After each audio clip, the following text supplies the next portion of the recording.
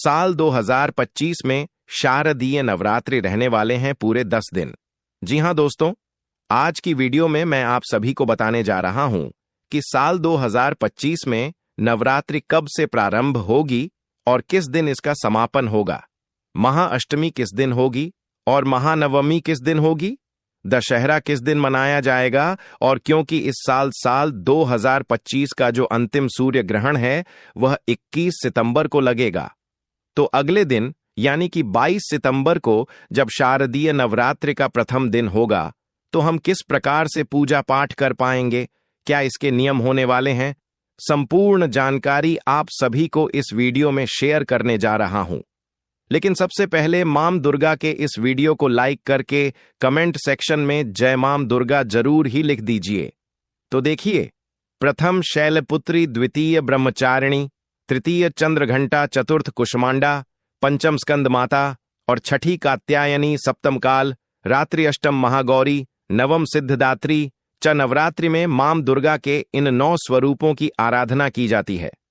हमारे धर्मशास्त्रों में लिखा गया है कि अश्विन मास की शुक्ल पक्ष की प्रतिपदा तिथि पर मां जगदम्बा भगवती इस पृथ्वी लोक पर आती हैं और पूरे 9 दिनों तक यानी कि अश्विन मास की शुक्ल पक्ष की नवमी तिथि तक मां दुर्गा हम सभी के बीच इस पृथ्वी लोक पर ही निवास करती हैं और नवमी तिथि के बाद में वे अपने लोक को प्रस्थान करती हैं। तो इन 9 दिनों में मां दुर्गा अपने भक्तों के घरों में विराजमान होती हैं और विधि विधान से भक्त उनकी आराधना करते हैं, पूजा करते हैं, अपने मन की कामना कहते हैं और मां दुर्गा उनकी सभी मनोकामनाओं को पूर्ण करती है। हमारे धर्मशास्त्र के अनुसार वर्ष भर में 4 नवरात्रि होती हैं, 2 प्रकट नवरात्रि और 2 गुप्त नवरात्रि। माघ मास की और आषाढ़ मास की नवरात्रि गुप्त नवरात्रि कहलाती है और अश्विन मास की और चैत्र मास की नवरात्रि प्रकट नवरात्रि कहलाती है। आज की इस वीडियो में मैं आप सभी को साल 2025 में अश्विन मास की शारदीय नवरात्रि कब प्रारंभ हो रही है, कब समाप्त होगी, यह तो बताऊंगा ही साथ यह भी बताऊंगा कि इस साल मां दुर्गा किस वाहन पर सवार होकर हम सभी के बीच में आ रही है, किस दिन कलश स्थापना की जाएगी और किस दिन नवरात्रि का समापन किया जाएगा, और नवरात्रि में किस दिन मां दुर्गा के कौन से स्वरूप की आराधना हमें करनी चाहिए। नवरात्रि में अष्टमी और नवमी तिथि बहुत ही महत्वपूर्ण है। इस दिन के कुछ खास नियम और खास उपाय भी बताऊंगा जिनसे कि आप अपने निजी जीवन से जुड़ी हर समस्या का समाधान मां दुर्गा से करवा सकते हैं। दुर्गा विसर्जन कब है और इसके अलावा कन्या पूजन और व्रत के पारण का शुभ मुहूर्त क्या होगा, तो सबसे पहले हम इसकी तिथि यानी कि तारीख जान लेते हैं। अश्विन मास के शुक्ल पक्ष की प्रतिपदा तिथि पर नवरात्रि का प्रारंभ होता है। आप सभी को मैंने बता दिया है, अश्विन मास की शुक्ल पक्ष की प्रतिपदा तिथि का प्रारंभ हो रहा है 22 सितंबर की देर रात 1:23 पर, ठीक है, और प्रतिपदा तिथि का समापन होगा 23 सितंबर 2025 को देर रात 2:56 पर। तो सूर्योदय कालीन तिथि में प्रतिपदा तिथि में हमें 22 सितंबर को ही प्राप्त हो रही है। इसलिए 22 सितंबर 2025 सोमवार के दिन शारदीय नवरात्रि का प्रारंभ होगा। तो शारदीय नवरात्रि में 22 सितंबर 2025 को ही आप सभी कलश स्थापना कर लेंगे। नवरात्रि का प्रारंभ इसी दिन से माना जाएगा। 22 सितंबर को सूर्योदय काल का समय सुबह 6:19 पर और सूर्यास्त का काल शाम को 6:19 पर होगा। लेकिन जैसा कि मैंने आप सभी को बताया कि 21 सितंबर को सूर्य ग्रहण लग रहा है, तो ऐसे में आप स्नान करने के पश्चात ही घर का कोई भी कार्य करेंगे। उठने के पश्चात आपको सबसे पहले स्नान करना है। अपने घर को बिल्कुल ही स्वच्छ करना बिल्कुल अनिवार्य है, क्योंकि इसके एक रात पहले ही सूर्य ग्रहण लगा रहेगा। तो ऐसे में आप सभी को घर की स्वच्छता, नमक का पोछा और गंगा जल से पूरे घर को शुद्धिकरण करना है और स्वयं भी गंगा जल से ही स्नान करें। जो आप बाल्टी में जल लेंगे उसमें तुलसी दल और थोड़ी सी हल्दी और गंगा जल डालकर आपको स्नान करना है, ताकि ग्रहण की जितनी भी नकारात्मकता है वह बिल्कुल ही आपसे दूर हो जाए। यह कार्य आपको सुबह ब्रह्म मुहूर्त में उठकर ही कर लेना है। सुबह 4:23 से सुबह के 5:31 तक ब्रह्म मुहूर्त प्राप्त हो रहा है। और इस दिन का अभिजीत मुहूर्त की अगर बात करूं तो यह सुबह में 11:49 से लेकर दोपहर 12:38 तक रहेगा। अभिजीत मुहूर्त में आप कोई भी शुभ कार्य कर सकते हैं, लेकिन राहु काल में कोई भी शुभ कार्य नहीं करना चाहिए। तो 22 अगस्त को राहु काल का जो समय रहेगा वह सुबह 7:49 से सुबह 9:19 तक राहु काल में कोई भी शुभ कार्य नहीं करना है। अगर आप कोई नया वाहन खरीदने वाले हैं या कोई नई चीज लेने वाले हैं तो इस दौरान यानी कि राहु काल के दौरान ऐसा कोई भी कार्य आप ना करें। यह मेरा आपसे निवेदन है। लेकिन अगर आप पहले से कर रहे हैं कोई कार्य तो आप फिर बिल्कुल ही कर सकते हैं, कोई दिक्कत वाली बात नहीं है। नवरात्रि में माता के वाहन का बहुत ही महत्व होता है कि किस वाहन पर इस साल मां दुर्गा सवार होकर आ रही हैं। इस बात से देश और दुनिया पर बहुत सारी बातों और बहुत सारी व्यवस्थाओं पर इसका अंदाजा लगाया जाता है कि आने वाला जो वर्ष है वो हमारे लिए कैसा रहेगा। श्रीमद् भागवत पुराण के अनुसार मां दुर्गा का आगमन और प्रस्थान किस वाहन के साथ करेंगे, इसका निर्धारण सप्ताह के दिन के हिसाब से किया जाता है। और इस बार नवरात्रि जो है सोमवार के दिन से प्रारंभ हो रही है 22 सितंबर से। तो इस श्लोक के अनुसार मां दुर्गा इस बार गज यानी कि हाथी पर आरूढ़ होकर यानी कि विराजमान होकर आ रही हैं। अगर नवरात्रि शनिवार को या फिर मंगलवार को पड़े तो माता घोड़े पर सवार होकर आना मानी जाती है। और अगर नवरात्रि का प्रारंभ गुरुवार या शुक्रवार से हो तो ऐसे में माता पालकी या डोली पर सवार होकर आती हैं। साथ ही में यदि बुधवार के दिन से नवरात्रि प्रारंभ हो तो मां दुर्गा नौका अर्थात कश्ती पर विराजमान होकर आती हैं। और सोमवार को अगर नवरात्रि प्रारंभ हो तो मां का आगमन हाथी पर ही होगा। और हाथी की सवारी का मतलब क्या होता है, तो देखिए, नवरात्रि में मां दुर्गा गज अर्थात हाथी पर सवार होकर जब आती है तो यह बहुत ही शुभ माना जाता है।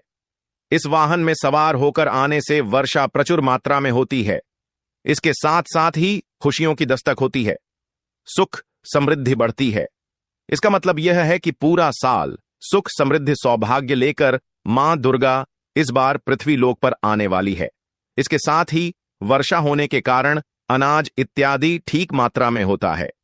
तो नवरात्रि में मां दुर्गा का आगमन बहुत शुभ माना जाता है, क्योंकि हाथी पर सवार होकर आना कष्टों का निवारण भी करता है और मनोकामनाओं की पूर्ति भी करेगा। अब जानते हैं कि नवरात्रि में किस तिथि पर आपको किस देवी की आराधना करनी चाहिए। लेकिन एक बार फिर से आप सभी को याद दिला दूं कि मां दुर्गा की इस वीडियो को लाइक नहीं किया है तो लाइक करके मुझे कमेंट सेक्शन में जय मां दुर्गा तो आपको लिखना ही है। साथ ही साथ ये बताएं कि आप हमारी इस वीडियो को कहां से देख रहे हैं। और अगर आप नवरात्रि के दौरान अपना राशिफल कुंडली के अनुसार जानना चाहते हैं तो कमेंट सेक्शन में ही आप मुझे अपना नाम, डेट ऑफ बर्थ और स्थान लिख दीजिए और राशि लिख दीजिए। राशि अनुसार जो उपाय बनता पड़ेगा इस नवरात्रि के दौरान वो मैं आपको कमेंट सेक्शन के माध्यम से ही बता दूंगा। साथ ही साथ अगर चैनल पर पहली बार आए हैं, मेरी आवाज को पहली बार सुन रहे हैं तो वीडियो को लाइक करने के साथ साथ ही चैनल वास्तुशास्त्र ज्ञान को सब्सक्राइब कर दीजिएगा और पास वाला बेल आइकॉन जरूर प्रेस कीजिएगा, क्योंकि इस वास्तुशास्त्र ज्ञान चैनल पर आपको निजी जीवन से जुड़ी हर समस्या का समाधान और व्रत पर्व से जुड़ी हुई संपूर्ण जानकारी बिल्कुल ही निशुल्क और हर रोज मिलती चली जाएगी। तो देखिए, शारदीय नवरात्रि 22 सितंबर से प्रारंभ हो रही है। प्रतिपदा तिथि मां शैलपुत्री की पूजा करेंगे, ठीक है, और इसी दिन कलश की स्थापना भी की जाएगी। 23 सितंबर को द्वितीय तिथि रहेगी। मां ब्रह्मचारिणी की पूजा इस दिन हम सभी करेंगे। 24 सितंबर को तृतीय तिथि पड़ेगी जब हम मां चंद्रघंटा की पूजा करेंगे। अब यहां पर एक बात ध्यान देने योग्य है, क्योंकि 25 सितंबर को भी तृतीय तिथि ही है, यानी कि 2 दिन हमें तृतीय तिथि प्राप्त हो रही है। इसे वृद्धि तिथि भी कहा जाता है। 24 और 25 दोनों दिन तृतीय तिथि रहेगी। अगले दिन यानी कि 26 सितंबर को चतुर्थी तिथि रहेगी और इस दिन मां कुष्मांडा की पूजा करेंगे। 27 सितंबर को पंचमी है मां स्कंद माता, जो कि मां दुर्गा के 5वें स्वरूप के रूप में मानी जाती है। इनकी पूजा हम सभी करेंगे और 28 सितंबर को षष्ठी तिथि है। इस दिन मां कात्यायनी की पूजा करेंगे। 29 सितंबर को सप्तमी है। मां कालरात्रि की पूजा हम सभी करेंगे और 30 सितंबर को महाअष्टमी रहेगी। तो इस दिन महागौरी की पूजा आराधना की जाएगी और बहुत सारे घरों में इसी दिन कन्या पूजन भी किया जाता है। तो आप सभी इसी दिन कन्या पूजन, हवन इत्यादि भी कर सकते हैं। 1 अक्टूबर 2025 को मां सिद्धिदात्री की आराधना हम सभी करेंगे, जो कि मां दुर्गा के नवम स्वरूप के रूप में जानी जाती हैं और सिद्धियों को प्रदान करने वाली कहलाती हैं। पूरे नवरात्रि का जो फल है वह हमें इसी दिन प्राप्त होता है। मां सिद्धिदात्री की पूजा से ही प्राप्त होगा।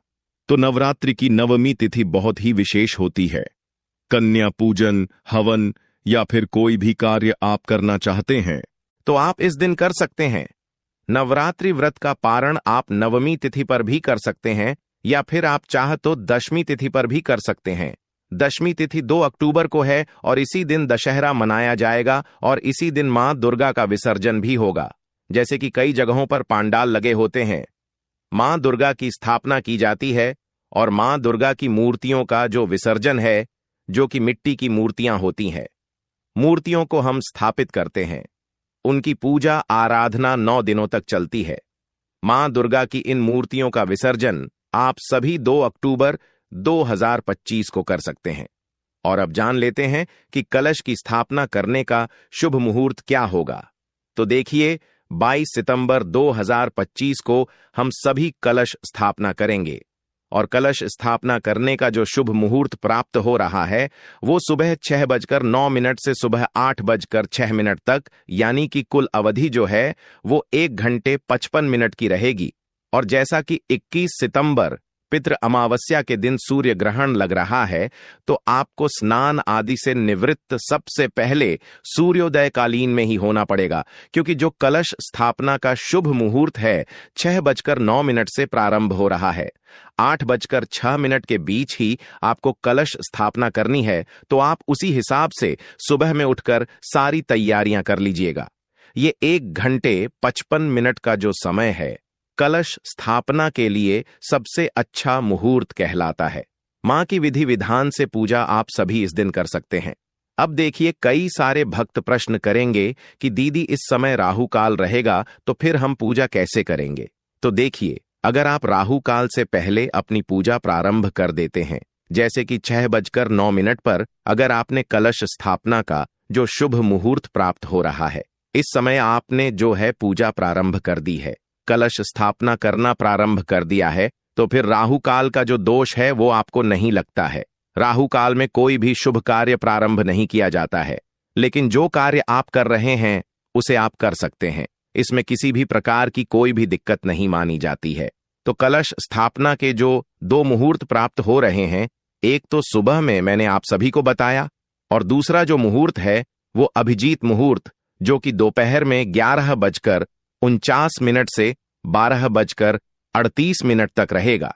तो अगर आप ब्रह्म मुहूर्त में उठकर कलश की स्थापना ना कर सके तो आप इस समय भी कलश की स्थापना कर सकते हैं, पूजा कर सकते हैं। ठीक है, पूरी नवरात्रि में किस मंत्र का हमें जाप करना चाहिए, किस विधि विधान से मां की आराधना हमें करनी चाहिए और अगर कोई विशेष मनोकामना है तो कौन सा उपाय हम करें, यह संपूर्ण जानकारी आने वाली अगली वीडियो में मैं आप सभी के साथ शेयर करूंगा। तो चैनल वास्तुशास्त्र ज्ञान को सब्सक्राइब करके पास वाला बेल आइकॉन जरूर प्रेस कर दीजिएगा, ताकि आने वाली संपूर्ण जानकारियां आप सभी को नोटिफिकेशन के माध्यम से मिलती हुई चली जाए। वीडियो को लाइक करके कमेंट सेक्शन में आप सभी अपना डेट ऑफ बर्थ और राशि जरूर लिख दीजिए। नवरात्रि के दौरान जो राशिफल बनता पड़ेगा वह मैं आपको कमेंट सेक्शन में रिप्लाई के माध्यम से ही बता दूंगा।